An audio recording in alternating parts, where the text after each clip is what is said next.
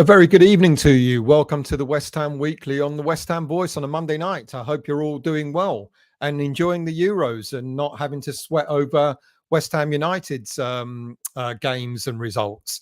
Well, I guess we're sweating over our players, aren't we? Because not only the Euros, but the Copa America, one player out already. Edson Alvarez has picked up a hamstring injury, and we don't know how long he's going to be out for. Apparently, it's not too serious. But what does not too serious mean? Not too serious these days could still mean what, a month, 2 months out. If that's the case, then he'll be back in time for the beginning of the new season. Anything longer than that, then I guess we're going to have to just grin and bear it. But of course, he's been one of the players who's been rumoured to be linked to be moving from West Ham United.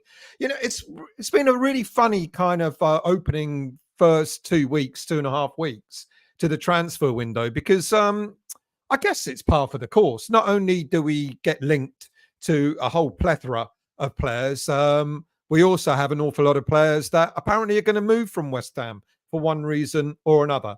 If you believe the rumours, I don't know.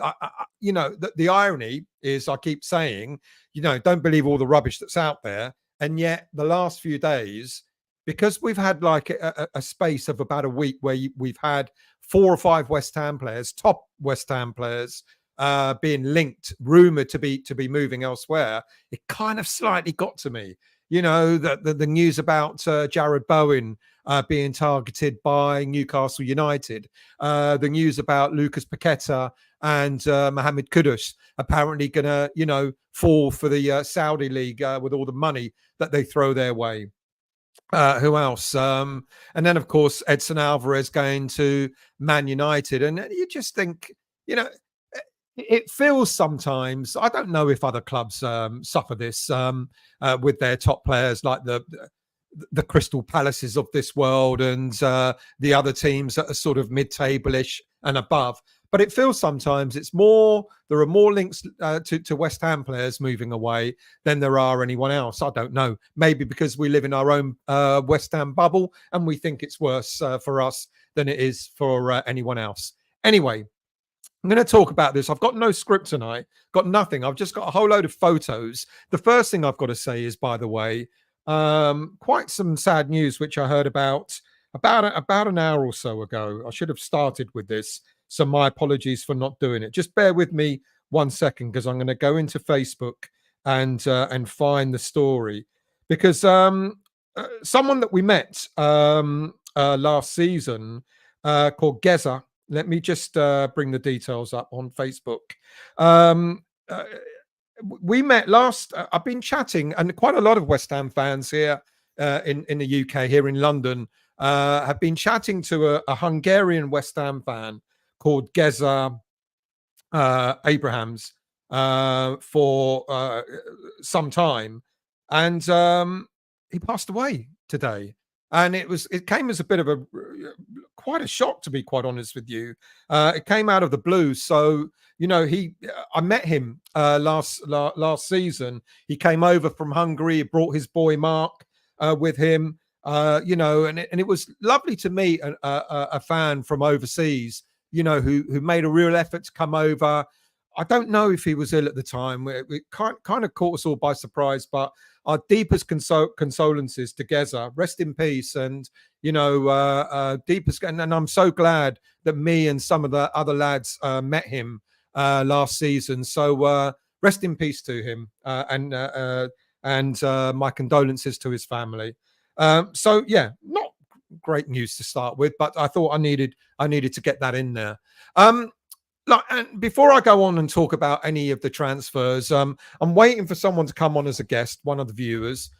If anybody does want to come on, do put a message in the chat, and I'll find it. Just say I don't know, something like I don't know, what should we do? Come on, Eileen. Just say something like, I'd like to come on, and put it in block capitals so I can pick it out. And I'll send you a link. So before I do all that, we've got to talk about, I talked about this the last time I did a West Ham Weekly. I think it's something like 2 or 3 weeks. I've lost track of time, but I think it's something like 2 or 3 weeks ago now, where I talked about season ticket changes. I briefly mentioned it, but I see there's quite a concerted effort now to get fans to sign this the opposition of it. You know, if you go to change.org /oppose season ticket, that's all you've got to type in, or even if you just type in oppose season on change.org, you'll find this thing to sign. It's got to about 7,500 signatures so far, and we want the board to realise that this is not one of the best ideas they've had in a while. If you don't know about it, basically, what's happening with season ticket renewals is, at this moment in time, if you want to buy a new season ticket, this isn't currently for existing season ticket holders, but it's for new season tickets. If you want to buy new season tickets, you can do no problem at all, including concession tickets. But if you want to, say, bring your son, your daughter, first time to West Ham, you want a season ticket for them. If you bring in a nephew, a niece, or whatever, when you want to buy a brand new concession season ticket, you won't get one in bands 1 to 4. West Ham United are no longer offering new concession season tickets to current fans, which is like, what on earth is going on here? Now, this is obviously, you see by the picture here, about the fans, the historically how the fan base has grown, going from, you start from a lad, your dad takes you, your mum takes you, your uncle, your aunt, whoever takes you to West Ham, you become a West Ham fan. You have your own kids, you take your own kids, you take your grandkids and all that. Now, you can buy concession tickets, new ones, but you can only get them in bands 5 and 6, which is like up in the gods. Now, imagine, at this moment in time, we don't know, from what I understand, if you turn, say, if you turn retirement age at this moment in time, if you've got a season ticket in bands 1 to 4, at this moment in time, you can get the concession ticket. Once you turn retirement age, you'll get your same ticket, same season ticket moving forward. There's talk, although I can't confirm this, there's talk that, I'm 62. Let's say in 5 years' time I get, if in 5 years' time I get to 67 and I go to West Ham and say, great, I'm now eligible for my OAP season ticket, and they say, no problem at all, but you've got to buy it in bands 5 or 6 instead of giving me the seat I've had for years. Now, I'm not saying they're going to do that, but that's got to be the next step, hasn't it? Because what we keep hearing is the plans are pretty clear that West Ham United are following suit with all other clubs in the Premier League, are following suit that they're not offering season tickets to the lower tiers.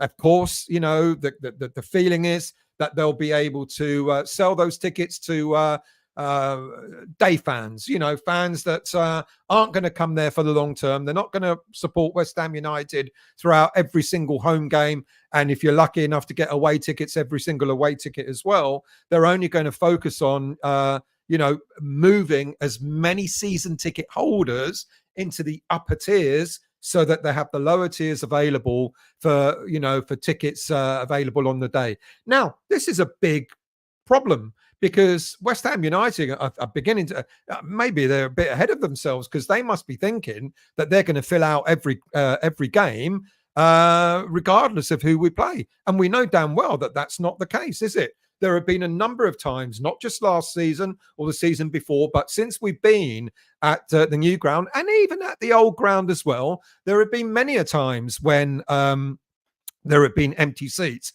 Of course, when it's the big games, when you're playing the Arsenals, the Chelseas, the Liverpools, the Man Uniteds, the Man Cities, you're going to sell out. Of course you are.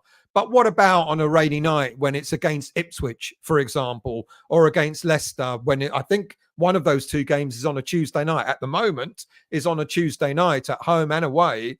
Are they really going to sell every single ticket in the lower tier? I think they're pushing their luck, to be quite honest with you. I mean, people complain about the atmosphere at the stadium at times being bad. Imagine when you start getting the tourist fan, with the greatest of respect. When I talk about tourist fans, I know there are people that can't make every game. I know that. I know there are people that can't afford a season ticket. I get that too. But if you have games where you've moved all your season ticket holders to the upper tiers and you've got pockets, you've got empty spaces against certain teams in the league in the future, what sort of atmosphere is that going to create?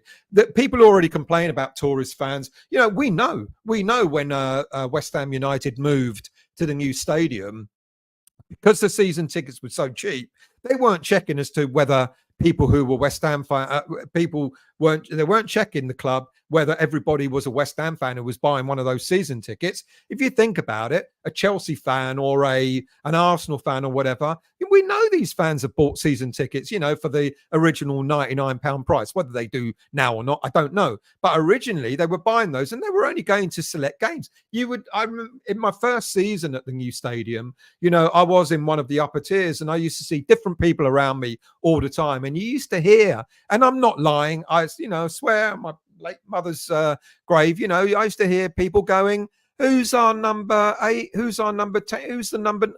And you just knew that these weren't people that come in, it was a day out for them. And I don't necessarily mind that, but fuck it. Let them stay up in the upper tiers, not the fans who are paying good money week in, week out, buying season tickets, spending a fortune on season tickets, on merchandise, etc., etc. Why should they suffer having to be pushed up into the upper tiers so that these day fans, these tourist fans, sometimes not even West Ham fans, are buying these tickets? Now, apparently, Sean Whetstone worked out a value of how much more money West Ham United can make. 600 grand. £600,000. You're not talking millions here. You're talking, in the grand scheme of things, for a club that's turns over a vast amount of money. £600,000 is neither here nor there. It's a month's wages for Danny Ings, as an example. It absolutely is ridiculous. It's a shame, really. And I hope. Please go into change.org /oppose. All you got to, it's a much longer title, but all you got to type in is oppose season ticket, and it'll pop up in the search. And do sign it. It's important, and spread the news as well. Let as many people know that this petition is up and running, because it's absolutely vital. I've seen some comments from fans, fans in their 20s and 30s, etc., going, what's it got to do with me? It makes no odds to me. It'll be 30 years before I become a pensioner. It'll be 40 years or whatever. Well, in 20, 30 years, you may not have season tickets at all if it goes the way it's going, and then you'll find yourself being one of those people that will probably have to pay about 80, 100, 120 pounds per ticket regardless. Yes, there'll be reduced fees when you're playing the likes of Leicester and Burnley and whoever else. Yeah, there'll be about £80 a ticket. But when it comes to the big games, you're going to be looking at hundreds of pounds. It is important to sign it. 7,500 petition signings already is great, but it's nowhere near enough. So, if you haven't done it already, doesn't matter what age you are, because it will affect you in some way. If you're in your 20s now, you have a kid, and in a couple of years' time, you want to take your kid to West Ham United, and then they turn around and say, no problem at all. What band are you? Band 3. Yeah, that's great. That'll be £800 each. But my kid's only 3. Well, I'm afraid we don't offer concession tickets in the lower bands. Go and do it, because if it doesn't affect you now, it will affect you at some time in the future. So there's my soapbox over and done with. I can see my guest in. Actually, I'm going to bring him in, because all I'm going to do now is talk about bloody transfers, and we know how boring that can be. Actually, no, before I do that, sorry, mate, I've got to say hello to Pete. I haven't done it. And I can see there's a load of comments. So I've got to do that. So you're going to have to sweat a bit. Go and get yourself a beer or whatever. Good evening, Daniela. I hope you're well. Girls and boys and us in between us, enjoy the game. See you all later. Oh, yeah, by the way, I was watching it. I'd like, well done, Croatia. It was 1-0 when I turned it off with something like 3 minutes extra time to go. So well done, Modric. What a great goal. Missing a penalty, picking himself up and going to smash it in the way he did. Well done to him. Ray, good evening to you, mate. I hope you're well. Good evening to you, usual. I hope you're well. I think it might have been 22:02 or 3, something like that. Good evening to you, Toha. It's going to be late tonight. Good evening, Sean. I hope you're well. Thank you for joining, mate. Sean, again, Google the name Jaden Osterwalder's agent. It's a writer pattern. You've got to tell me a little bit more about that. You can't just put cryptic messages up and think I'm going to... I'll go and Google it after the show, but come on, tell us in the chat. Steve, good evening, mate. I hope you're well. You should all start taking bets. Oh, you're not allowed to take bets these days, unless you're in the Tory party, of course. But let's not get political. Sean, Stell's going to be on time. Well, you lost your bet there. Evening to you, Howard. I hope you're well. Good evening to you, Shaky. How are you, mate? Good evening to you, Aaron. How are you, mate? I hope you're well. Juha, how are you, mate? I hope you're well. Who else have we got? Let's say, well, he's my guest. Good evening, James. I hope you're well. I'll bring you on in just a moment, mate. How many of us believe the bollocks about our main players being sold? Well, you're going to tell me in a minute, aren't you? So, Bill, how are you? I hope you're well, mate. The links to all these global players is mind-boggling. It's madness, isn't it? But are we not used to it by now? Bezel, how are you? I hope you're well. Who else have we got? Good evening to you, Will. How are you? Mr. Bovell, how are you, mate? I hope you're well. I hope you're enjoying the nice weather. Isn't it lovely, eh?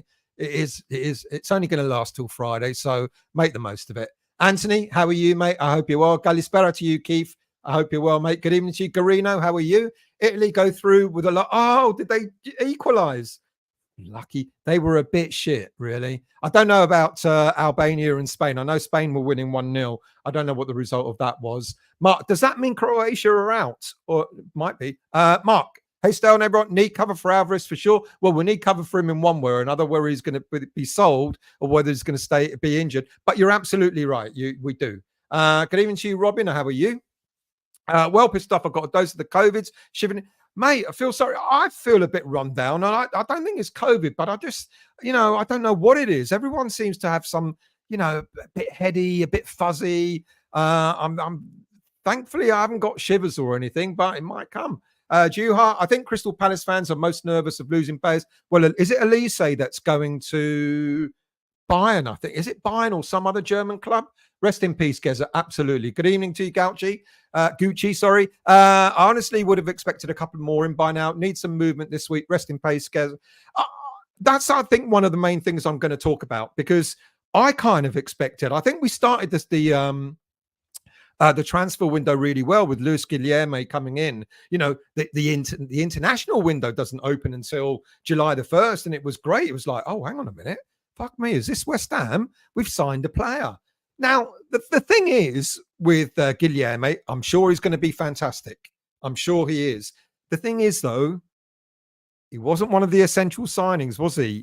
We keep being told, oh, we need 2 centre-backs and a striker, so we go and spend £20 million on a young Brazilian player.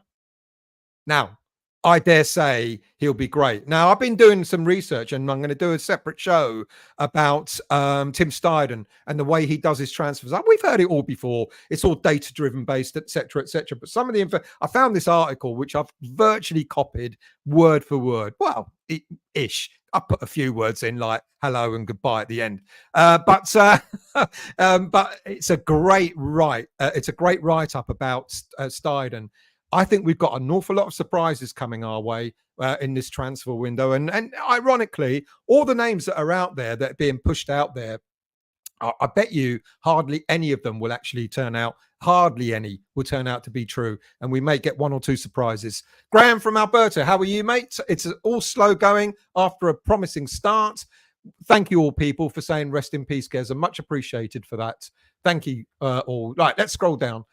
Craig, how are you, mate? Same old West Ham. Why would we expect anything different? Garino, we have signed Majid Balagan and David Chigwada to youth deals.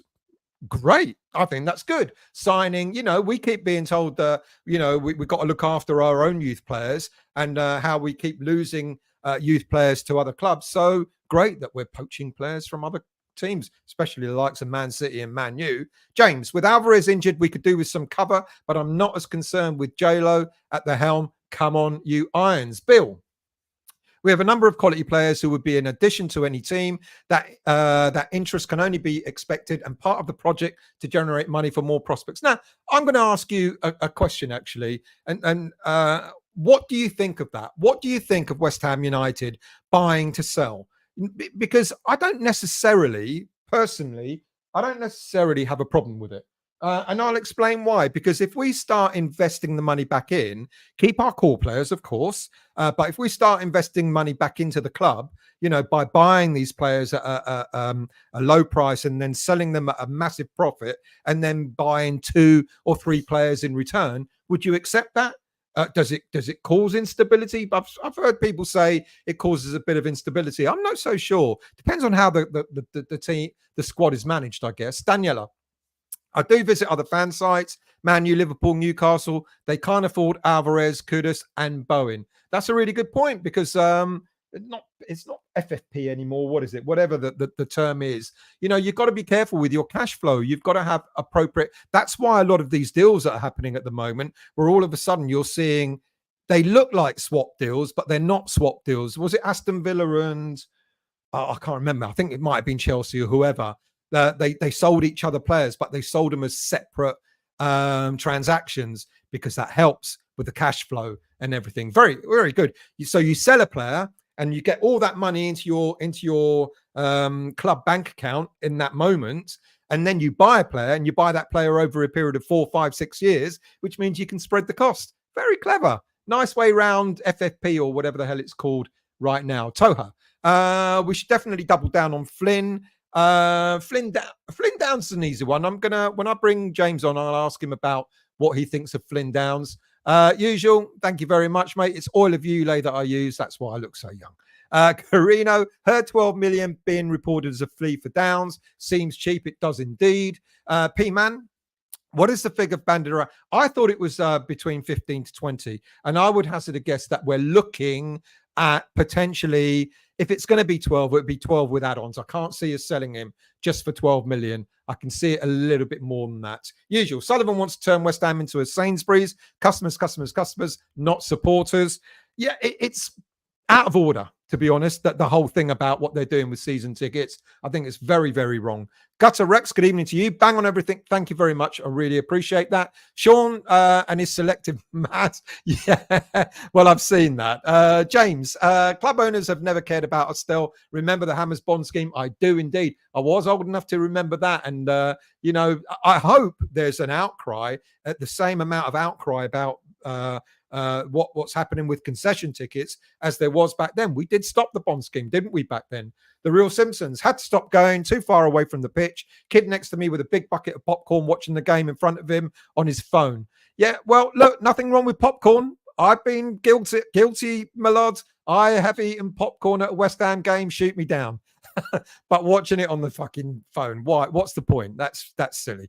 Bill, I can't make every game. I'm a Claret member, but I watch every game home and away using VPN links, which I subscribe to. Technology will destroy regular fan attendance. Let me tell you a quick story, and then I promise I'll bring James on. A quick story.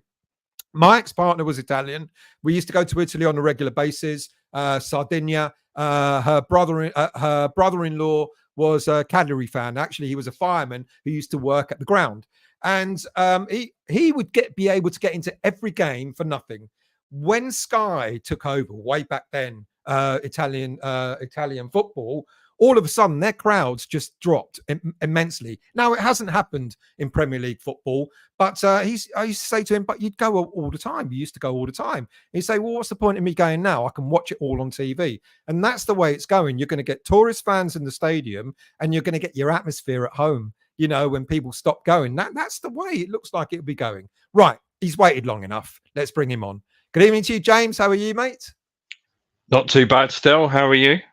I'm very well. I'm very well. You know me, I could just talk all night without even bringing you on. So my apologies for making you wait, what, 20 odd That's all minutes or right. so. That's all right, Don. We're all used to you by now. Let me ask you quickly. Question first of all about the whole concession season ticket thing. I don't know if you're affected by it or not, but what's your thoughts on something like that happening? Yes, I'm not affected by it, and yeah, I know several people that are. And to be honest, yeah, it's definitely not on by the club. Um, and I think that if we as fans don't actually make a if we don't make a stand against it, then they're just going to carry on doing it. And to be honest, you've just got to look at what they're like in doing other things anyway. And yeah, whether or not this is actually really going to go through in reality, like it's obviously at the moment just a theory and a practice scenario. Maybe they're just putting it out there to kind of test the water, seeing what people are really going to think, and then they might eventually just go, nah, look, let's just drop it because the fans, we don't need them on our backs. We don't need any of that kind of stuff with the new manager, new setup, all of this, all of that. They don't want to be driving more fans away, do they? Especially with a brand new setup and a new start again. That's the It's last thing that they want. it's a bit of a gamble, isn't it? I think it's a bit of a gamble. They're hedging their bets, thinking, as I said, that they're going to sell out in the lower tiers, and Yeah. when you've got games where we've seen it. I've been there. I've been to games this season and a few seasons before where you've got patches of empty seats, and I'm in band 3, so and you kind of think to yourself, oh, why? And then you go, yeah, that's because we're playing, you know, Hmm. Hmm. like I said, Burnley, etc. So they're hedging their bets a lot, aren't they? And it's going to create an awful atmosphere as well if they go ahead with this. Do you think? It's petition? I've seen that Hammers United who are pushing the Hmm. petition have said, I'll boycott the friendly that's coming up. The Betway Cup Hmm. friendly, boycott buying merchandise, etc. And ironically, a lot of people have said the die-hard West Ham fans who go game in, game out don't normally go shopping in the club shop. It's Hmm. ironically the tourists that do. So, do you think boycotting things will work, or should we really make? I mean, I think one of the best ways to do this is to get a lot of publicity. And now I know Hammers United were on Talksport the other day talking Yeah. about it. Surely that would give it a bigger kudos, wouldn't it? It would push the message out there far more than boycotting. Do you agree with Yeah. boycotting? Yeah. Yeah. No, I totally agree with what you've just said, because I think in this day and age, I don't think, to be honest, I don't think boycotting's really going to do anything. I think we've kind of seen what's gone on in not just at West Ham over the years, but on other things. They they look at boycotting as really kind of it doesn't really mean anything to them at all. And I think if we can kind of get look, if you look at the way the setup at West Ham is with the board, they don't like they don't like the media turning against them. A Yeah, bit like what's going on with England at the moment, with the way yeah, that the players are coming out and sort of saying, "Well, we're not used to the way the media are now talking to us, and we're used to them being all nicey and kind of kissing our backsides and all doing all that kind of stuff and lovey-dovey stuff." But that I think is probably the best way. Is if from say channels like yours, Stel, other ones like Hammers Chat and whatever, by actually pushing out that narrative about, look, come on, guys, this club is not how, and what you're trying to do, it's not the right thing. That's what the media are the ones that Sullivan and Brady and that lot, mainly Sullivan, he's not going to want the media start asking him difficult questions or yeah. whatever, especially like Talk Sport with Jim White, his best mates and things like that. They're not going to want the media on their backs with it. Yeah, I totally agree with you on that. So let's see what happens. It's really important, people, that you go and sign it. So I'll just promote it one more time, and I'll do it at the end of the game, end of the show as well. Change.org/ and just type into search oppose season ticket. It's all you got to type in, and it will automatically come up. So, James, let's go on to transfers. Let me ask you first. that dreaded story. Yeah. Luis Guilherme, not someone Yep. we've heard of before. An exciting prospect. Well, interestingly, Tim Steidten said when he talked about Guilherme, he's not a player for the future. He seemed to imply he's a player for the here and now. Agreed. Yeah. Thoughts on that? Is this the right approach for West Ham United? Do we need a balance? Absolutely, we need the senior players, etc. But does it excite you that we're going and getting these players like a Guilherme, and are you expecting more like that? Well, look, we know what we were kind of used to under the Moyes regime, with picking his favourite ones, and all the other teams knew exactly what we were going to be doing, even about with the days before even the game had even kicked off. They knew how we were going to set up and everything else. And I think it was about time that we kind of bought the club, bought the team, and everything now the squad into 2024, and stop all of this kind of very predictable kind of setup and everything else. And I think when you look at people like Guilherme, and a lot of us West Ham fans had never even heard of him until we started seeing all the rumours going around. Go on a YouTube, see all the videos that people were putting up, and tricks and flicks, skills, goals, and whatever, and you kind of go, yeah, it looks all right. But then and I think this is the key part of this still, we're not talking about a £1 or £2 million player. Okay. No, you're talking 20. You're talking 20 million quid. And are Yeah. we going to be having a 20 million quid guy sitting playing for the under 21s? No, we're not. Okay. That's never going to happen. Okay. Because we're even picking at players to say, Mabama or all of those kind of players, bringing them into the first team to give them some first team experience. And how much do they cost?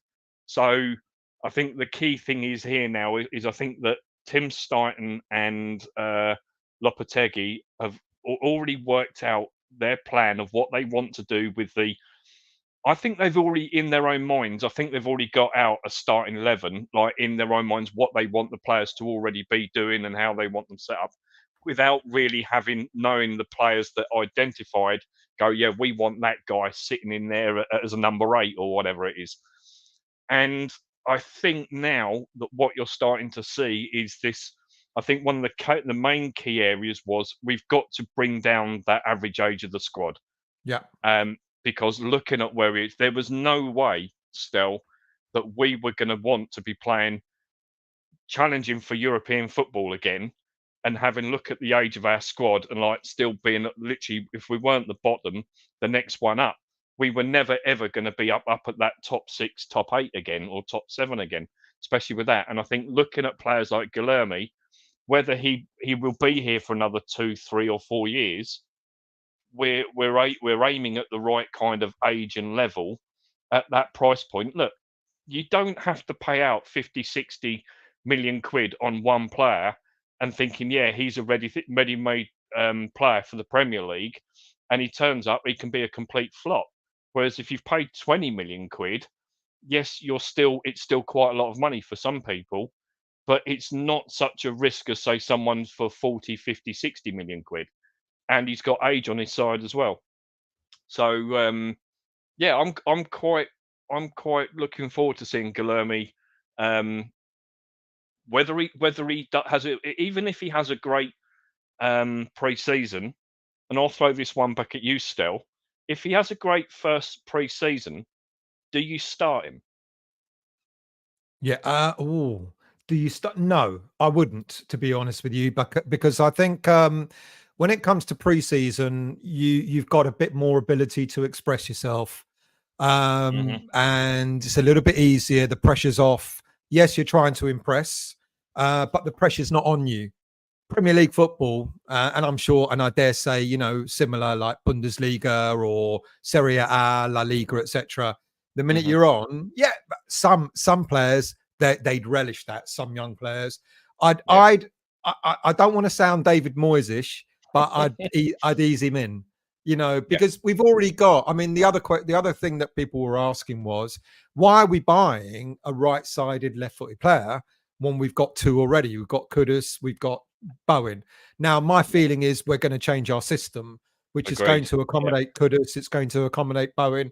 It wouldn't surprise me, even though we're going out to buy a striker. It wouldn't yep, surprise me if we see Bowen stay on the right and Kudus playing as a false number 9. It yeah, wouldn't yeah, yeah, surprise yeah. me at I all. agree with that. I It agree it with that. it Yep. it wouldn't surprise me if we see Kudus actually dropping into the middle three and Bowen up front Yeah, or whatever. but you know So, why still though? You know go on. why? Okay, and this is what I've noticed a lot with some of the other channels that are out there, and I think I remember saying to you in a conversation on Facebook a while ago that the one thing that Lopetegui does is he likes to have two players for every position. Yeah, Okay, for his squad, and so when you kind of look at that, even whether or not they're at the same kind of level at each other, then there's kind of already the clue to what he wants to do.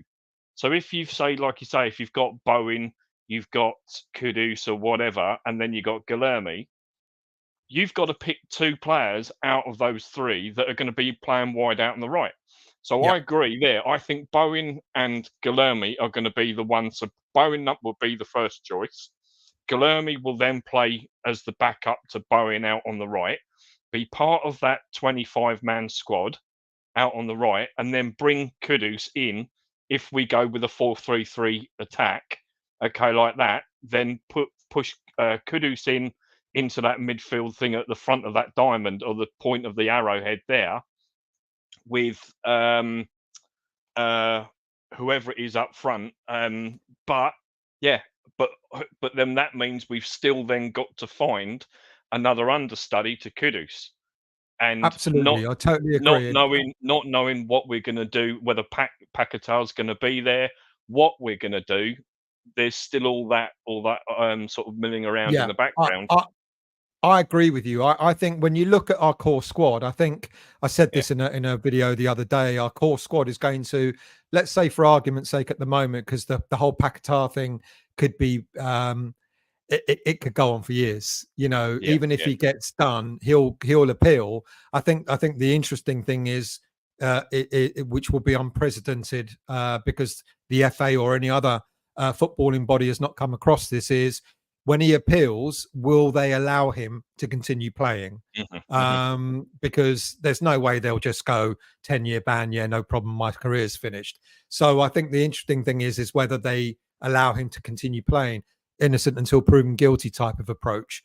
But so I think you're right with the likes of Paquetá, because I can see it could easily be a Paquetá, Alvarez, and maybe a Kudus midfield three, Mhm. or Mhm. Kudus further up, and then we'll buy someone else, to complement Paquetá and Alvarez. But you're absolutely right. Wherever Kudus plays, he's going to need his own understudy. So He's gonna need his own Guilherme, understudy again. Yeah, yeah, Guilherme is absolutely the understudy to Bowen at Bowen. the moment. Yeah, I yeah. would, I would say, but I think it's good. But what do you think about buying these players, even at the £20 million price tag, and he does turn out to be good, and then in 2 seasons' time, he's gone, which is likely to happen to Kudus next season. Could happen to one or two other players as well. Would have happened to Yeah. Paquetá if it Mhm. wasn't for the betting scandal. Do you think that's right? I mean, I've been looking at the comments in the chat, and people have been going, "I get it; it's modern day football now, etc." But I know a lot of fans don't like that. We don't want to be seen as a selling club, do we? No, And no, yet, no. and yet, a lot of people say we should be following the Brighton model, which is a selling club. Yeah, yeah, yeah. But I think at the end of it still, I think we have to look and look, it's the same with that, like with business, okay? When you're looking at where you're trying to go as a business in say 12, 24, 36 months time, and doing it in sort of stepping stone sort of time. That is, I think now we're going through this complete change with manager, coach, set up with all the new players coming in. Um, we have to I think we have to understand first is like where do we want to be in 12 months' time? Where do we want European football at the end of this year, of this next current season, or are we happy with a bottom of the top half of the say ninth or 10th, and then progress from there? And I think all these kind of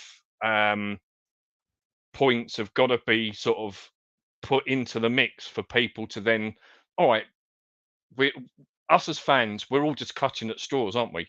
We don't really know what's going on behind closed doors. We're only sort of just picking off little bits that we might hear from people who might be ITKs or whatever. But in reality, we don't know what the club's direction where they want to go is. Even if you've got your uh, all the people out there that feed you all the information and other stuff, and Sean Whetstone and everything else. And I think that's where we as fans are kind of, we're all going to have our own ideas. And yes, I think at the end of it, from my perspective, still, um, I think if we've got to have a good spine to our team, a good core to our team, goalkeeper, like defenders from the midfield in the centre back positions. We've got to have the centre of midfield and have that spine of the team that doesn't tend to really kind of change much. But then the players that are then around them, they're the ones that you can kind of interchange, because from business yourself, Stel, the more times that you keep on chopping and changing bits and pieces there, you lose your cohesion. You Yeah. use the atmosphere within the business. It doesn't really feel like a family kind of atmosphere. You don't know Yeah. who's coming in the door one minute to the other, and it doesn't work. It It doesn't loses the work. continuity. I would agree with you. It's a good Agreed. analogy Yes. there, because I've experienced that in organizations I've worked in the past, Mm. where there's change. It feels like there's change for change's sake. Agreed. And when that Yeah. happens, you lose direction, you lose strategic direction, etc. And the same, you're Yes. absolutely Yeah. spot on. The same applies at a football club. You can constantly rotate.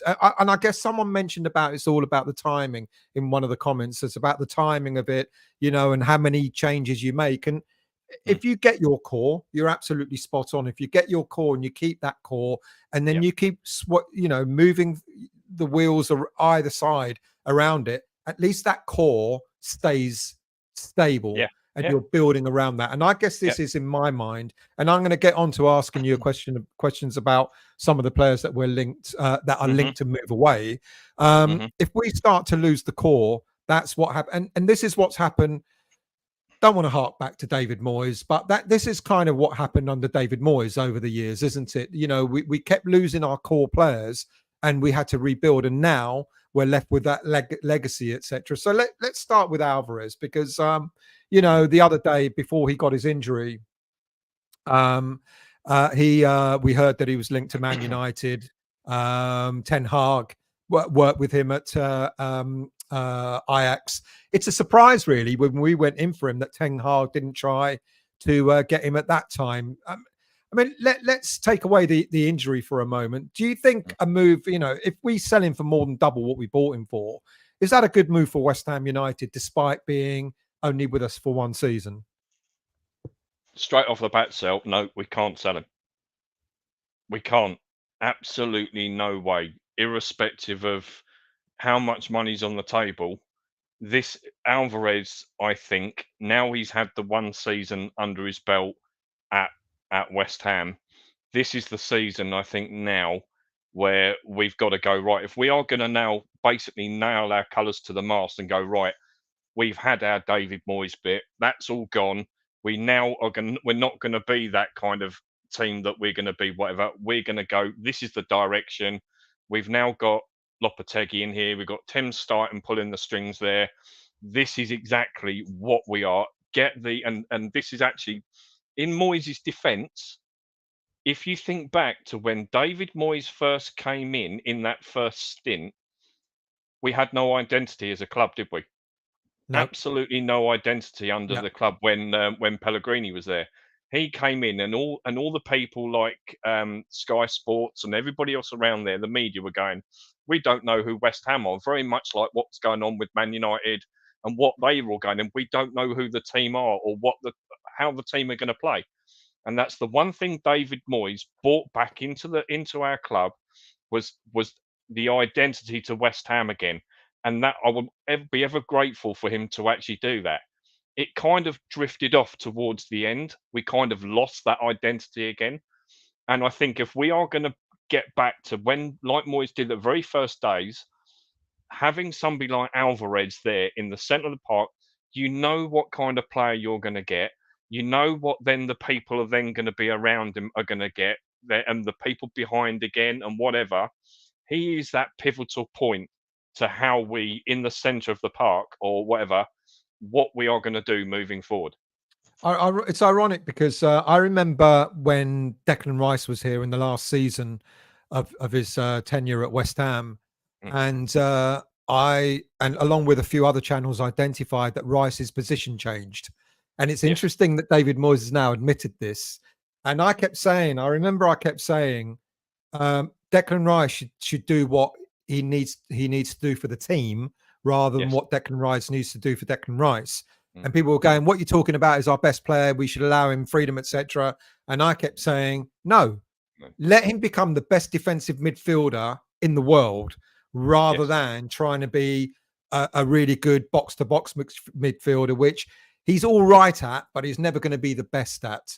And when he left and Alvarez came in, I said, this is probably going to be our most important signing on the field, on the pitch this season, because we were missing a holding midfielder. Okay, it's a little bit wild. He gets cards, etc.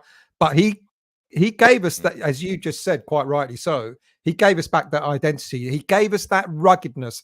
The old-fashioned midfielder gets Billy Bonds, like the John Moncur days of John Moncur, a bit wild, you know. But West Ham fans like that, don't we? A bit like Julian Dix and all of those people who who go, right, I'm wearing a West Ham shirt, love playing with it, love to wear the shirt. I'm going to, exactly. And that's what the West Ham fans like.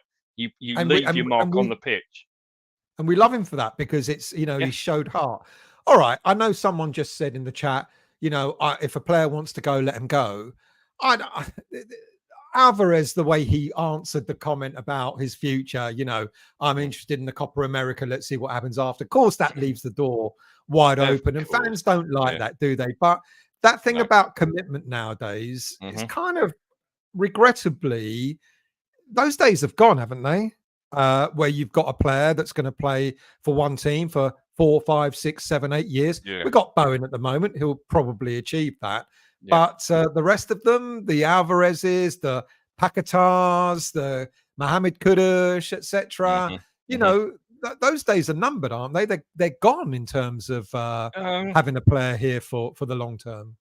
Or am I being a bit too... No, you're not. You're not. I think what's going on is, obviously, at the end of the day, it's money. Money talks. Money runs most things nowadays in our world. But I think what we also need to do, I think this comes back again to the identity of what West Ham is all about. And I think that if we can now show people like Kudus, Alvarez, and all the players that we've got there, the nucleus of the team, if we can show them what West Ham is all about, irrespective of where we are, when we said, we're a family club and moving to the London Stadium, it can't, people say, oh, it's not a family club anymore. In my idea, Stel, that's a load of crap. We will always be a family club, irrespective of what stadium we're playing in. Okay, and I think if you, again, I still take this back to a bit like from a business perspective. If you show your employees the love and the care, and you look after your employees will look after you, the business, and everything else. And that, and if we do that as a club, like the owners, the coaches, and everybody as that, I think you'll find that the players will want to then stay within that nice, calm atmosphere of a club, rather than kind of just going, oh yeah, well, I'm just going to be booted around here, there, and everywhere, chasing the money, especially in a country that they don't really know yet. Yeah, I mean, I've left Daniel's comment up here because it kind of links. I'd like to see a rotation of players after about 4 years. That way we have cohesion in our squad, etc. And I think what you're alluding to is similar to that in a way. Keep a player, make sure that the player feels welcome. Give Agreed. them that love. Yeah. Put an arm around them. I mean, yet again, and I hate this, and it might not. This might happen throughout the whole of the summer and next season. Comparing it to David Moyes, we heard about the stories about the likes of Ben Rama, etc. Sort of once he felt that player wasn't worthy of anything, they're kind of discarded. They were either left on the bench or sold or whatever. Now, my understanding of Lopetegui is that he's quite different in his approach. He talks about, and you mentioned a moment ago about he wants 2 players for every position. He talks about the squad as a collective. He talks about the squad. One of the things I've been reading about him is, when he's talking about the team, he's talking about his 22, 23, 24, 25 players. He's not talking about his first 11, and he talks about how it's really important for the player on the bench to be as ready as the player that's picked, because at any moment in time, they're going to be called upon to do a job. And I like that, and one of the things that we kind of we saw with David Moyes is because he alienated players, or we were told he alienated players. When they were called upon, they weren't ready. And then you start looking at players wanting to leave after a season, after 2 seasons or whatever. So I agree with you with the comment that's just been put up about, keeping players, around about 3, maybe 4 years. But I'm not so sure we're going to get that. I'm not so sure with the current thinking, the current strategy is we could get a player in for maybe 2 seasons. There's a pattern already started. Paqueta and Mohamed Kudus, they've got release clauses in the second summer of their contracts. And I think that's the way it's going to go. So let's talk about Paqueta. Apparently, we might get lucky, and the Saudis may come and buy him, even though he's got all the allegations or the charges. Sorry, not allegations. The charges about betting issues. How shit is this story, or is it not? Or is it not? I don't believe it for a minute. Yeah. I don't. I never have done. I just think it's all hot air. I think because of actually what's going on with him, with all this kind of thing, with the betting scandal and everything, I think it's just literally chucking mud at a wall and seeing what sticks. I think it's all just that. Basically, you can make up any kind of story, and you're going to go and say, well, funny enough, it was all about money for him, and then funny enough, then all of a sudden all the stories that are now coming out about one of the richest countries in the world, the Saudis, and it's all about money again. And so I don't believe it for a second still, not a minute of it. I've got to be honest with you. I'm with you on that. It's a fallacy, isn't it? In a way. And then, of course, the Saudis are also in for Kudus.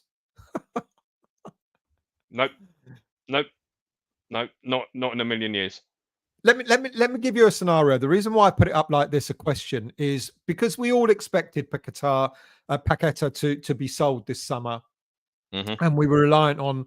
I'm going to talk about our transfer budget in a minute, but we're reliant on one player sort of boosting the transfer budget, and now the ability to sell Paqueta is gone. Fans are now suggesting, well, it's obvious, isn't it? That means that Bowen's going to go, or Kudus is going to go. I don't think for one moment that we're going to sell him. I saw the Florian Pettenberg, or whatever his name, one of the ITKs on Twitter, put out a tweet today. Lost track of the day. I think it was today, saying he's got an £85 million release clause this summer, and everyone started repeating it. And all of a sudden, Twitter went into bloody overdrive about Kudus. As we know, the clause is not there until next summer, the release clause. But would West Ham United be tempted, given that we keep hearing we've got a very low transfer budget, would they be tempted to sell someone like Kudus to boost the income to buy players? I think we weren't we weren't going to realise what was going to go on with Paqueta. So that 85 million quid obviously had to have been included in the transfer key. Okay, that would have been in there right from the word go, and I think that would have kind of put a big dent in Lopetegui and Steidten's plans. But on the flip side of that, you've still got to look at um, buying and selling of players is not easy, is it? Not as how much whatever we think it's going to be. If we just because we put an 85 million pound whatever it is on somebody's head or in a clause, doesn't mean that people are going to instantly go, yeah, all right, we'll go and have that. We'll go and pay that amount of money. That's how much we value them at. Doesn't automatically mean we're going to get that amount of money for them. No, exactly. So putting this whole thing with Kudus again, there's not any way in a million years still that Lopetegui is going to come into our club, okay, and go and have and we've seen it over the few weeks where West Ham are going to have a complete clear out of virtually every player that they've got and wipe the slate clean and start again. All right, you and I were talking about this earlier on today, and that's what I think we've got as fans have got to understand that point. We're not going to get rid of all of our 4 best players or 5 or whatever and go, yeah, to hell with all of that we've done over last year and whatever. Get rid of Bowen, get rid of Kudus, get rid of Paqueta, whatever happens to him, get rid of Alvarez, get rid of all this stuff, and then start again with complete unknowns. We're not going to do it because if we do, we'll be going backwards as a club still. Yeah. We will not be moving forward. And that's why Lopetegui is not going to come into our club and say, right, and no way would actually Sullivan have actually given Lopetegui the job if that's what Lopetegui was going to do. Not in a million years. Yeah, I wholeheartedly agree, and we've seen Lopetegui, makes his decisions by walking. He won't think twice about walking out of any club if he feels that he's been sort of lied to or let down. And I think I've been saying for quite some time now that our transfer budget is circa 60, 20 of it has gone on Guilherme, which means we've got 40 left, which is not a lot, and we've got to make it up by selling players. And I've been told, no, you're wrong, you're absolutely wrong. And of course, I do check with people, and I know a lot of people are suggesting that Sean Whetstone isn't telling the whole truth. But I asked him again, what is our transfer budget, roughly speaking?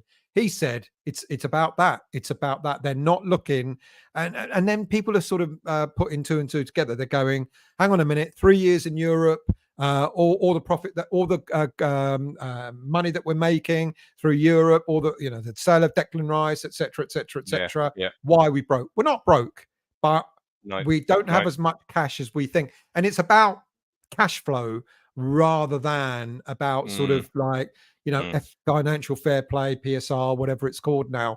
And people kind of forget, and I don't mean this in a horrible way, but people forget, yes, we brought all this income in, whatever it was, 360 mil or whatever last year, whatever, but we've got wages to pay and we've got this and that to pay and various other things. So before you know it, you don't have an awful lot left. And I'm not trying to create an excuse for the club for not spending, but I do think personally, the club have invested in the squad over the past few years, started with Pellegrini.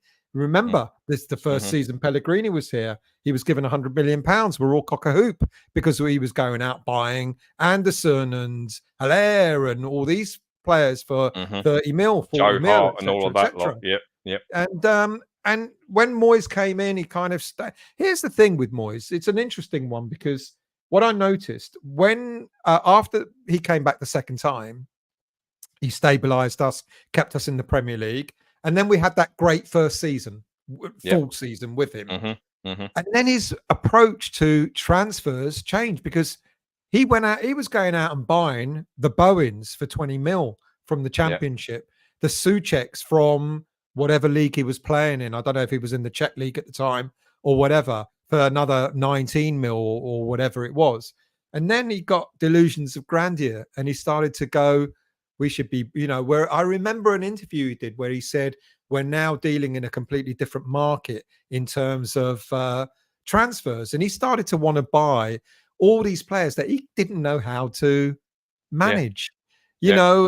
and I think, ironically, would have stayed as successful as we were if Moyes just stuck with the sort of players that he knew he could manage. He's sort of like, and it feels now, because Mm. I don't think in this window, the point I'm going to make is we're not going to go out and buy ourselves a £40 million player. I know we're No. close on No. Kilman, and I know there's rumours about, we're going in with a third bid, and it'll probably get to 35 million, something like that. But and interestingly, a lot of fans have said, and a lot of Wolves fans have said, he's not worth that money. Kilman is nowhere near worth the kind of money that we look like we're willing to pay. Mhm. But he might be the last so-called big purchase. Is he worth pursuing, and is he worth the 30 odd million that we're looking to spend?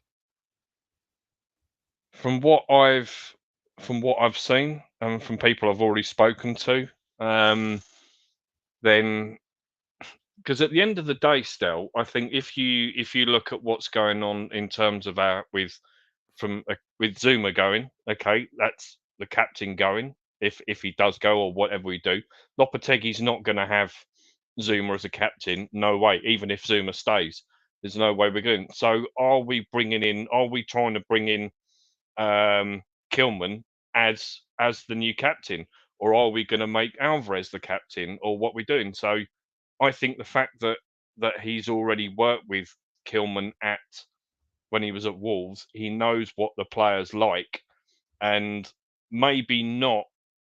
And actually, I have really been giving this some serious thought, as he may be one of the players that with the manager that then came in after Lopetegui at Wolves. I can't think who it was now. He might not have got the best out of Kilman, whereas Lopetegui knows how to do it in a way. So maybe we think that what we're paying for him is actually the right kind of money for the right player. Mhm, mhm. Because Steidten and Sullivan, they're not going to want to play over the more for a player if they think he's not even worth that, are they?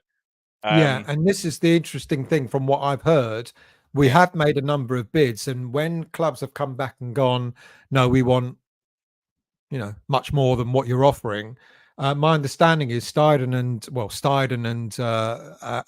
Lopetegui have got an agreement that they're not going to spend over the odds, yeah, and I think that's really good. I mean, Trini's saying here, if we play hardball like with the Rice deal, we would get we get what we value the player at, and I think that goes for not only selling but also for buying as well. yeah.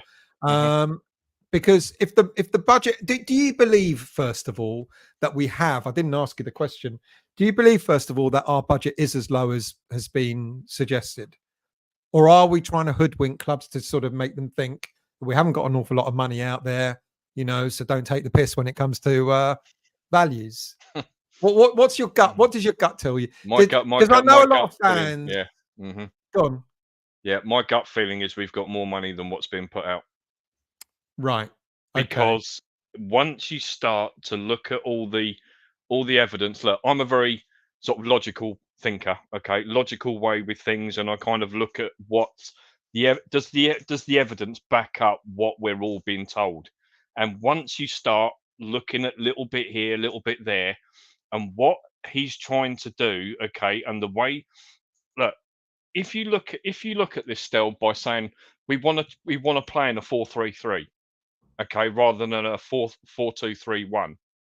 We already know that Lopetegui is going to play a more possessive, more advanced type of football compared to what David Moyes was doing with the low block. We're going to be sort of a mid block, more possessive based football, kind of from that kind of a little bit, all right, the defensive side, but more higher up the pitch. I think if you look at the squad that we've got, the players that we have still got under contract at West Ham, and what players we're kind of with Guilherme coming in and got Kilman, can we honestly say still that what we've already got, and if we buy one or two players, it's going to be enough? We're Mm. going to have the right squad that are going to be ready for the Premier League to then challenge and finish in that top 10? No way are we. No way. Even if we were going to bring in a few loan deals, not in a million years. The evidence that's out there, Stel, does not replicate or does not sit out there and go, yeah, we'll be all right. We've only got 40 odd million quid left to spend. With what we've got to do, with a minimum of 2 players per position, with everything there, there's no way in the world that Lopetegui would have actually taken that job, knowing that we've just got that small amount, because Yeah, his job yeah, that's a good is point. going to be That's a a good lot point. harder Yeah. than. There's no way he Now, would have taken it.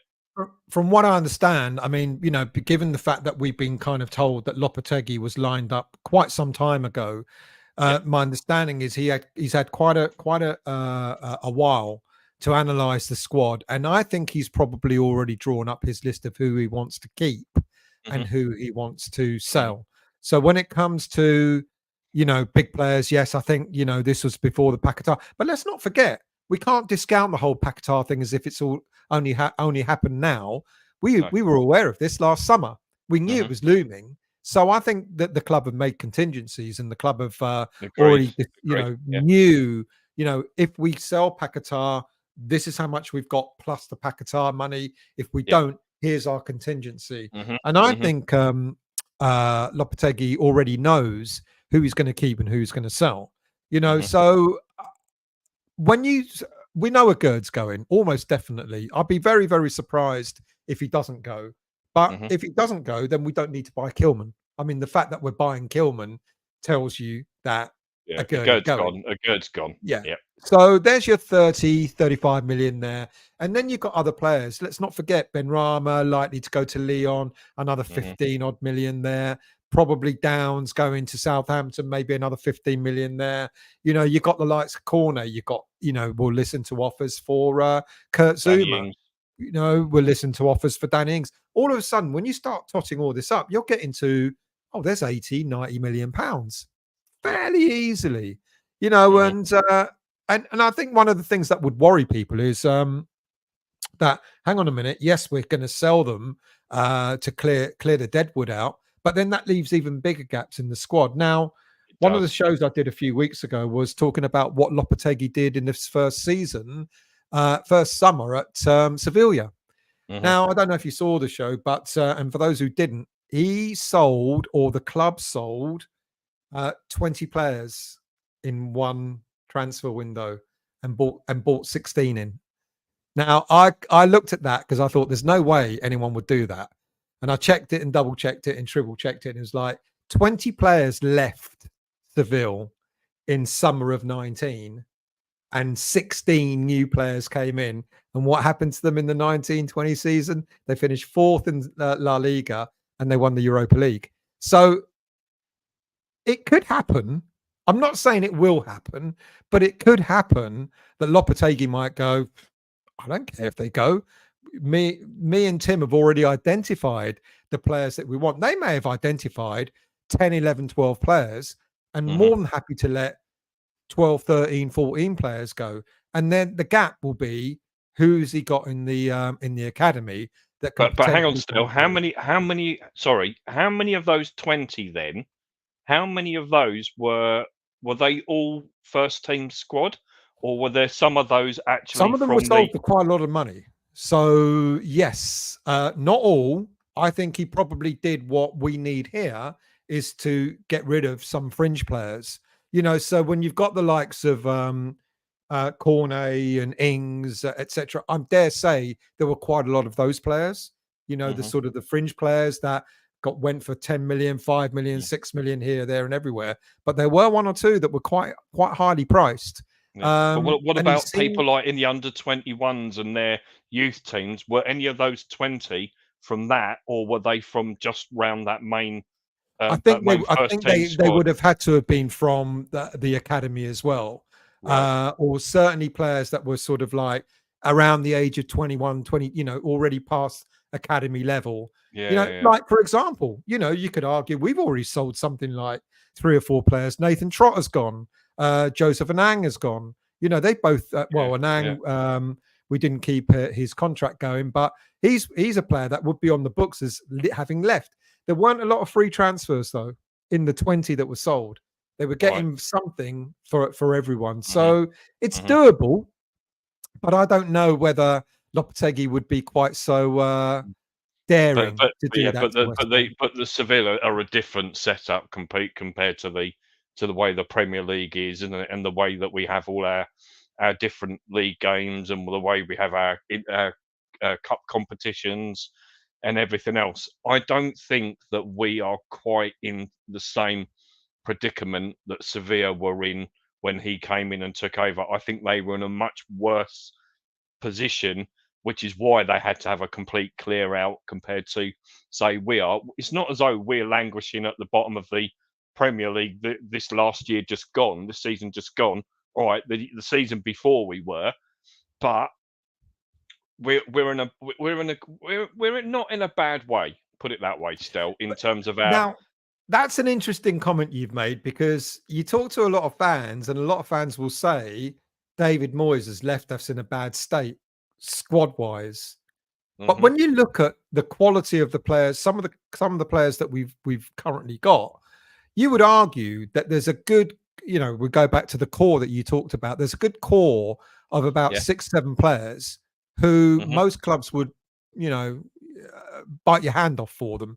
hmm Areola in goal, and Alvarez in the middle, Paqueta if he gets through the whole issue hmm with the hmm betting, Kudus, Bowen. There's 5 players there already, and I may include Emerson on that, but I believe Emerson is likely to leave.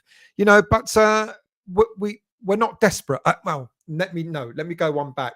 When we're not desperate to have a whole new 11, are we? No, no, We know no, no, we no. need about maybe 5 or 6 that we need in the first team, hmm to complement what we've got, hmm and anything else after that is a bonus to bolster the squad. So I think you're right. I think we're not in such a bad way when it comes to players. I mean, there's been comments about the likes of bringing in someone like Wes Foderingham, for hmm example, hmm and people are upset by that. Do you have a view on that? Do you think that's a good or a bad thing? I understand the logic, but I don't. When it comes to having just sold Nathan Trott to FC Copenhagen for 1.5 mil, whatever it was, hmm 25 years old, he's been with the club since the age of 16, 17. We had high hopes for him. The fact that he kept going out on loan, etc. So we've let him go, and we brought in someone like Foderingham. A lot of people say he was terrible, absolutely awful goalkeeper at Sheffield United, etc. But then I would argue Sheffield United were just an awful team. Awful Is team. that kind of a good or a bad move for West Ham, bringing someone like Foderingham in? When I first heard it, Stel, I went, "What the beep? Okay, why are we doing it? Honestly, why? When we've got people like Heggie, okay, Yeah, in the under 21s, or where, or he went out on loan, didn't he? he did. I can't think of Yeah. where he went, but He went to Den Bosch in the Netherlands, and before that, Stevenage. So he's had a yeah, couple of short he's loan had a spells. couple of good runs, and I think he's done okay. So I would actually, if we're looking forward, I would be more impressed if we would actually make Heggie our number 3, and actually give him that thing and go, right, okay, there you go, you're there, okay. We don't, because we still don't know what's going to happen to Fabianski. Is Fabianski still going to be? And I think you and I again did talk about this on chat before. Still, is is Fabianski a keeper that will play in the same way that Lopetegui wants? Is he that right kind of thing? So in a way, could we potentially be bringing in Fotheringham as a number 2?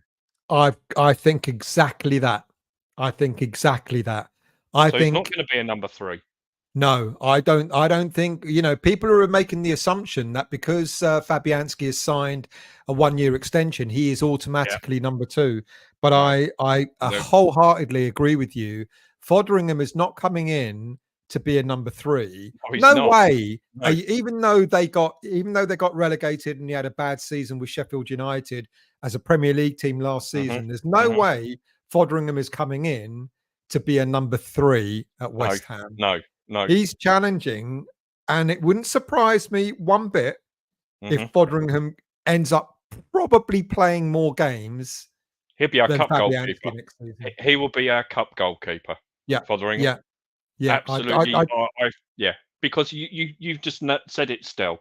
Why would he, as a number 1 at Sheffield United, going there, he might as well have stayed at Sheffield United and been their number 1 in the Championship, because he'd be playing week in, week out. But at least he would want to. We can understand why he wouldn't want to be there, because he still thinks that he's going to be a better goalkeeper than in the Championship. He still wants to be at being at a Premier League club, and there's no way in the world, like you say, he's going to want to be there as a number 3. Why? Yeah. Why? Not. It And just I didn't make sense. I have had a look at his stats actually. If you put last season to one side, and I know you can't, but if you did, his actual stats stand up. They're pretty actually pretty good. Yeah. I think it was the season that they got promoted. I think he had something like, I haven't got the information in front of me. That's why I write everything, because my mind's like a sieve. But I think he had something like about 15 clean sheets in the Championship. Yeah. So I'm like, that's not bad going. And that was behind that defence as well, wasn't it? Behind that defence. Yeah. Behind that defence. So it doesn't make you a crap goalkeeper, does it? Just because you've let in something. Because look at us. Let's not forget, Areola conceded almost as many. Exactly. With and the look where 4th we worst finished. team. I know. Was it 70? Was it 72 goals or something? 74 goals, something like that. Exactly. And we're not calling him crap. Fabianski. Yeah, between him and Fabianski, that's how many we let in. But look at where we were in the league. Yeah. So there's got to be something there again that Lopetegui has seen from Foderingham, goes, yeah, I want him within our setup. And there's no way he's going to want to brought him in and saying, yeah, I'll have him as a number 3. Yeah, No, that's not going to happen. I agree. No, yeah. Not on that basis of having 2 players for every position. Absolutely. So that will be his basis on, all right, Areola is number 1. I still think that's there. But Fabs is not a Lopetegui style player. Yeah. No way. Too slow. Yeah. Take whatever. But seeing what Foderingham can do, and I think he's pretty good with his feet and playing it out, or whatever he tried to do at Sheffield United. Yeah, that's the style. So I see him as our number 2. And it also rings with what Mark's saying here. It also adds to the homegrown players, because that's a factor that we've got to deal with. And you're absolutely right there, Mark. Yeah, I agree. And then we go to, and these are the ones that do kind of make me giggle and laugh. And everyone goes, "Oh my God, what are we doing?" Yeah. Look, this is another load of shit. Agreed. 32 years of age, perpetually injured. Someone wrote on Twitter, I mean, this is probably why I don't go on Twitter that much, but someone wrote on Twitter, get him because it stops him scoring against us. Oh yeah, that's a fucking great idea. That's the number 1 reason why you want to get him. Exactly. I know. Whoever keeps coming out with that crap needs all right. But we're linked to quite a number of players like this. You know, there's the whole thing with Wilfried Zaha, which I still can't. Half of me keeps saying, "Yeah, I get it." You know, even though he's 31 years of age, but you know what he can offer. And then the other half of me goes, "But why are we going for a player that's that kind of age? You know, where he's turns 32 in a couple of months' time. You know, is he past his best? If he was that good, you know, why didn't the Premier League club come in for him when he was a free agent? You know, at the end of last season instead of going to Galatasaray. I mean, when it comes to, like I said at the beginning of the show, we're going to have to sort of try and balance the squad. We need to balance the squad. Great that we're going to get, and I know we'll get younger players in, because Steidten said in the interview after Guilherme was signed, Guilherme's coming into a club that's going to be surrounded by young blah blah blah players, whatever the statement was. So there's a statement of intent there by Steidten. Guilherme is not going to be the only young player to come to West Ham, but at the same time, you do need that balance, don't you? So would you be upset? Forget Wilson, because I don't think that's going to happen. But would you be upset if someone like Zaha came to West Ham United? it's a tough one because I would be upset if we bought Zaha in and he's part of the starting 11. if I if he was part of the starting 11 at West Ham, playing wide out there on the left, in the where he would do when he was playing at Palace and stuff like that. Yes, I wouldn't be happy at all. right. Bring him in if because of his experience of the Premier League, and you know exactly what you're going to get.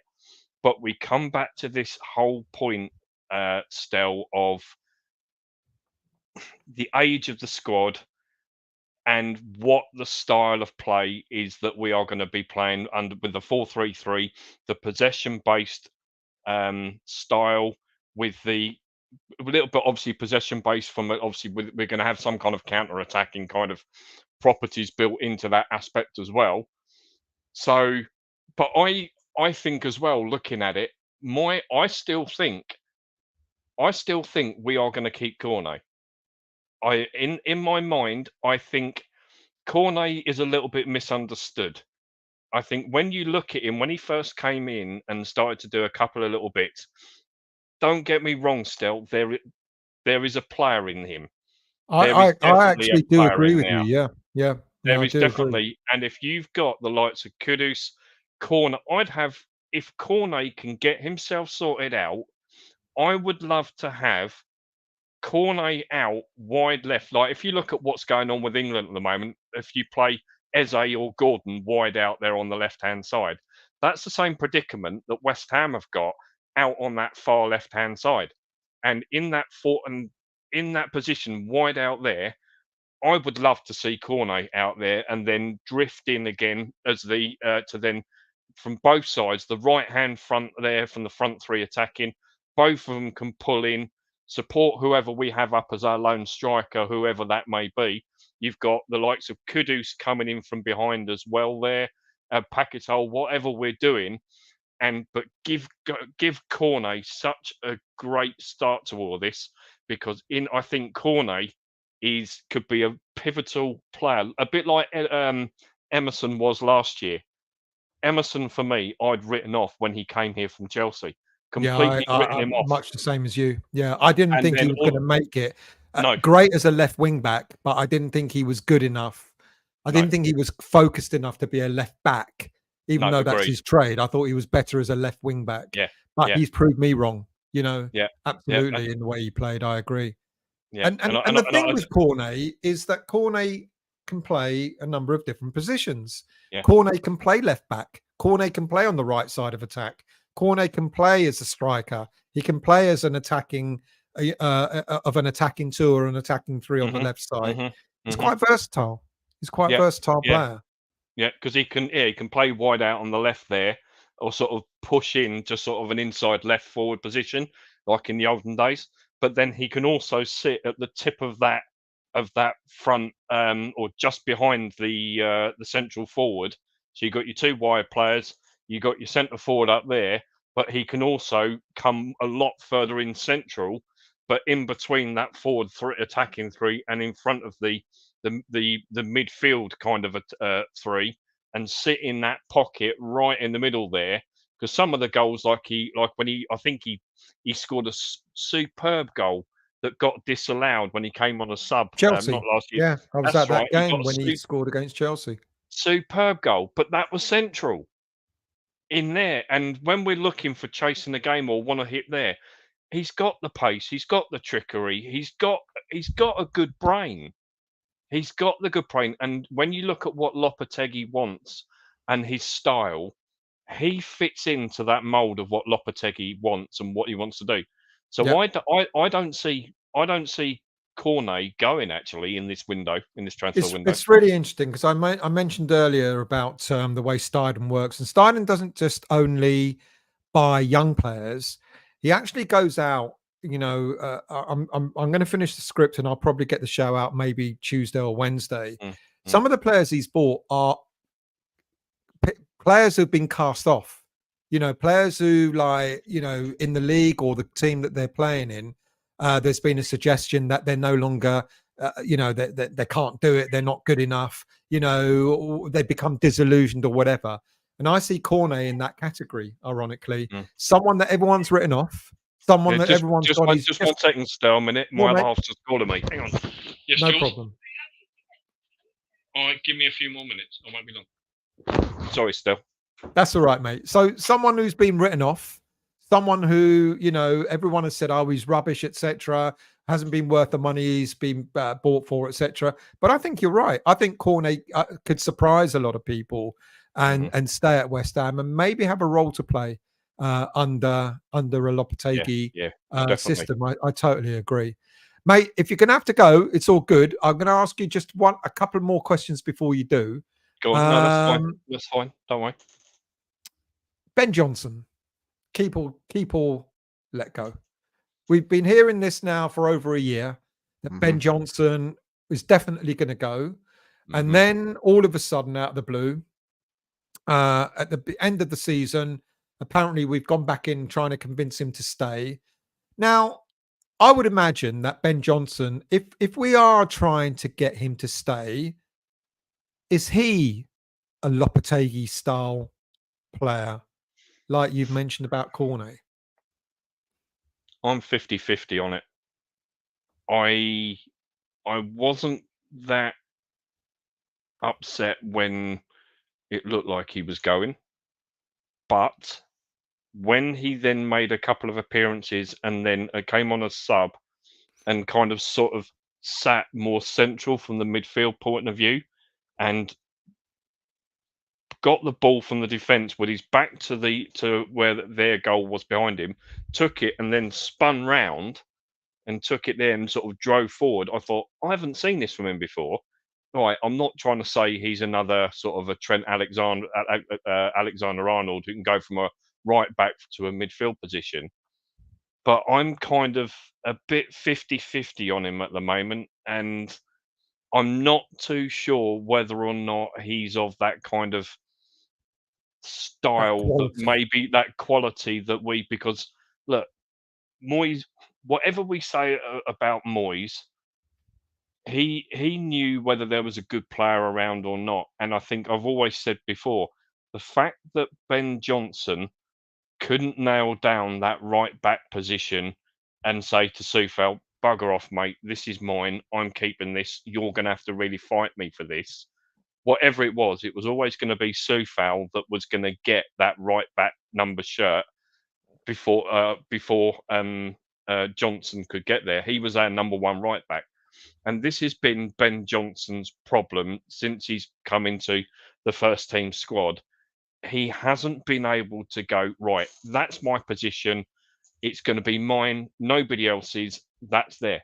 And that's been his sort of thing. He's just kind of floated around across that back line. And yeah, I think we need to look at it and say, is there something better that we can have that is going to go, well, he's a right back, and if or whoever we have, can he be an understudy to a new right back if Sufal goes or whatever?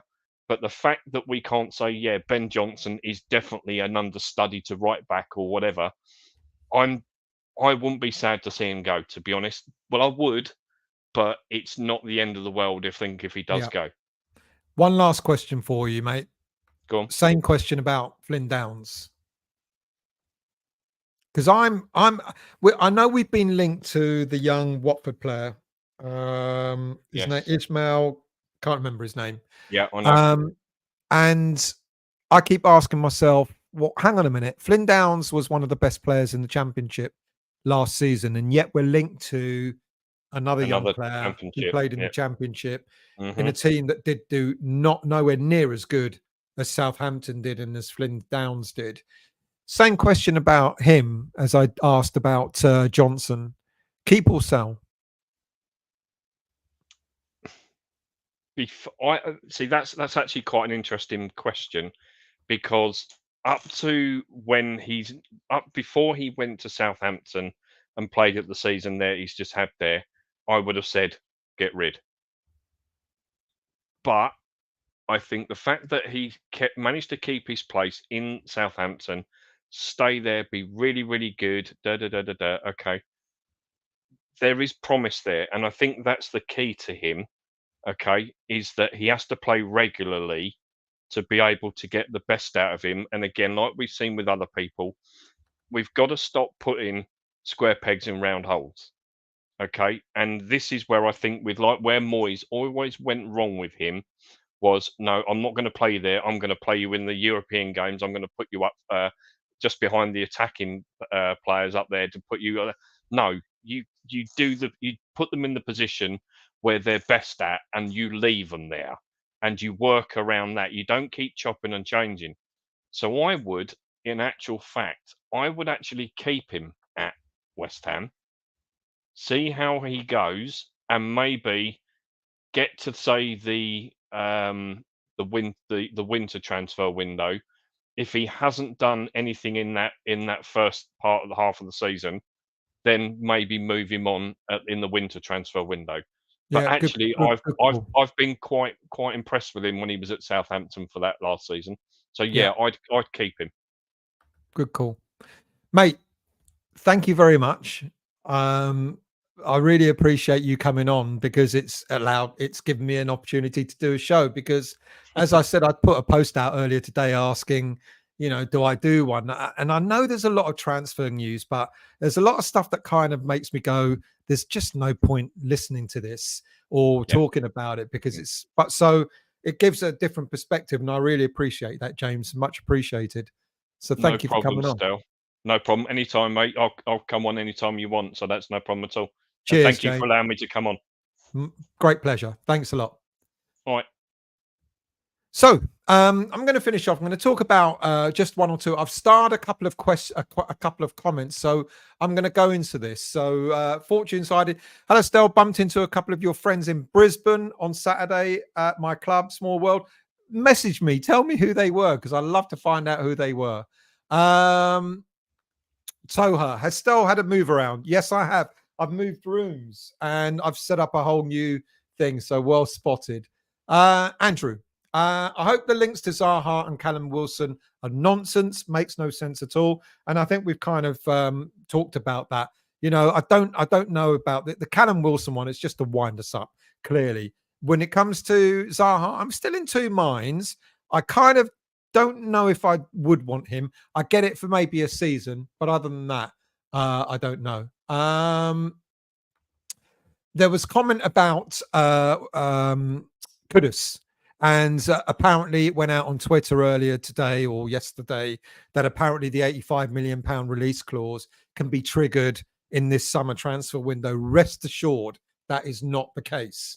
If any club is interested in any of our players, Kudus included, they're going to have to offer a sizable amount of money to try and persuade him or persuade West Ham to sell him. And I can't see that happening. So no, that rumor that went out on Twitter about him, or not rumor, the statement that went out on Twitter about Kudus, his release clause being available in this summer transfer window is not true. Nick said, was Nick right? Kudus release clause is this season and not next. No, it's not correct. It is next season. Any news on the kit? No. Apparently we were going to see our new kit today, but nothing has materialized. Typical West Ham. So I guess we're going to have to wait a little bit longer. Toha, any loan signings on the horizon? Not as yet, but I dare say the one thing that Steidten has done in the past is he's not been shy to get loan signings. He's not been shy to get freebies in as well. So do not be surprised if we get one or two loan signings. Do not be surprised if we get one or two freebies, like, for example, Wes Foderingham. Hammerett, given England are definitely through, is anyone expecting a decent performance tomorrow? Well, a decent performance at any time would be really nice, wouldn't it, Hammerett? And the only way we're going to get a decent performance, of course, is if we play this young lad from the start, don't you think? I mean, you've got to play Jared Bowen in at the start and let see what. Now that we are through, don't you give one or two of the well, I don't want to call Bowen a fringe England player, but don't you give one or two of the players that don't usually start an opportunity to really demonstrate what they're capable of? I'd like to see quite a bit of change in the England game. So good luck to England tomorrow, and commiserations to Scotland. Disappointment for them. Commiserate. I mean, it was awful. What a way to go out last minute, mind you. Even if it was a draw, I don't think they would have. It would have been enough for them to go through. So does that mean that Scotland are going to get themselves a new manager? Is Moyes in line for the Scotland job? What would he do? We all heard the comment that he made when Scotland were drawing. I can't remember who it was, 1-1. And he went, I'd go for the draw. Like, I'd settle for the draw. That was so David Moyes, wasn't it? Gary, England will make it to the quarterfinals. That's it, unless Southgate gets his crap together. Well, yeah, that's why he can use tomorrow's game to start looking at some other players. Is Southgate the English Moyes, or is Moyes the Scottish Southgate? Any truth in the Emerson link to Milan? Apparently so. Apparently, I think the reason now, it kind of begins to make sense to me now. The reason that we seem to be going in for or being linked to so many left backs is because there's quite a possibility that Emerson could be leaving. I like Emerson. He's grown on me. I think he's been a very good signing for West Ham United, and I'd be sorry to see him go. But he turns 30 later this year, and if we can get decent money for him and then bring in a younger left back, then why not? So yes, apparently there is some truth. Andrew, please tell me the Callum Wilson rumor is nonsense. Andrew, it's more than nonsense. It's a pile of tosh, complete load of rubbish. Michael, Orford could be our next out the door. No new contract has been offered to him. We don't know what's going on behind the scenes. I dare say that we are working on a new deal for Lewis Orford, and I don't think he will go. Fingers crossed that he doesn't. But yes, apparently there is interest in him. Any truth, Orford being touted by Villa? Yes, I dare say they'd be more than interested to sign a player like Lewis Orford, who's a very, very decent prospect indeed. Epic, if we're selling Areola and Fotheringham, what if we're selling Areola and Fotheringham is the replacement? I don't think Areola is going, to be quite honest with you. I did see a lot of comments saying that not many people believe what James and I mentioned about maybe Fotheringham being challenging for number 2 spot. They don't think Fotheringham will surpass Areola next season. Let's see what happens. That'd be an interesting one to see. Garino, any news on Alvarez injury and where is Fana? So the injury apparently is not as serious as we all thought. It's a hamstring, but apparently it's not going to keep him out for longer than at most 2 months. Fofana, would love to get Fofana. I would absolutely love to have Fofana come into West Ham United, but I'm not so sure we're going to be able to tempt him to do so. Infamy, is there a reason Southgate hasn't been playing Palmer as much despite the season he's had? No idea. You could argue that with quite a few England players, isn't there? So I really, really don't know. Nick, I'm sorry for being the one to say, but still, did still just fart? Or am I hearing? I definitely didn't fart, mate. Let's go in for a few more comments before I bid you farewell. Infamy. In our current squad, who replaces Paqueta if he ends up being found guilty and is banned? I think it's going to be an interesting one. I think we'll have to buy a player because I can't at this moment in time see us having a direct replacement unless someone like Earthy is given an opportunity to start in the first team. But I think we'll buy someone. Hammer it, and then Fofana. Why not Fofana? Box to box midfielder. Hammer, any interest in Zuma yet? No, none that I've heard of. Michael, 99% of rumours are agents touting their players. Believe it when it happens, not before. 100% agree with that. I totally do. There's a lot of stories that go out there that have no truth at all. James, thanks for everyone. No, mate, it was really great pleasure. And people have sort of said it was good guests to have on, hang on. So thank you for coming on, mate. Much appreciated. Nick, I heard Sunderland want Zuma because of Black Cats. Danny, interest in Zuma, that must be Hammer seen the meme going around that the Scots can return their shirts in 14 days cooling off period. Come on, leave them alone. Infamy. Did Stel already talk about Sergio Gomez and rumors about us targeting him? No, I didn't. I haven't really. I had some players like I was going to talk about. You know, there's, for example, Oosterwolde, a successor possibly to Emerson. I think there's an interest in him without a doubt. I think interesting that we're linked again to Jonathan David, and I don't think that rumor is true. Apparently, this is the player I was talking about, Ismail Kone from Watford. Now, I'm going to have a look into his stats and compare them, because I know that what Steidten does now, it's very much based on data-driven analysis, and I'm going to have a look at the analysis of Kone compared to Downs and see who's the better of the two. So there's him as well. And that's it. I mean, there are many others. So no, my apologies. I didn't mention Gomez. Who else have we got here? Jonathan David is back on the list. Just mentioned him. 25 million, still only 24. Ticks a lot of boxes. Let's see. We've been linked to him for several years. So let's see if that happens. Sean, I hear Jonathan David loves doing multiple choice quizzes. Ticks a lot of boxes. Boom, boom. Trini. Palmer, Foden, Saka and Bowen all play the same position, and Southgate can only play one of them. That's a good point. Palmer, well, would you not put Foden more in the middle? Perhaps. I don't know. James was a great guest. He absolutely was. Thank you for coming on, James. Much appreciated. Victor, if Ben Johnson leaves, who'll play right back if Soufal gets injured? I dare say we will probably be looking at a right back as well in the transfer window. But maybe that's why they want Johnson to stay, because they've already identified a number of other players in other positions, and money will only go a certain distance. Bill, enjoyed James with level-headed views. Well done. Yeah, absolutely enjoyed. Nick, Mavropanos has played right back before. Good point. Didn't know that. Right, that's it.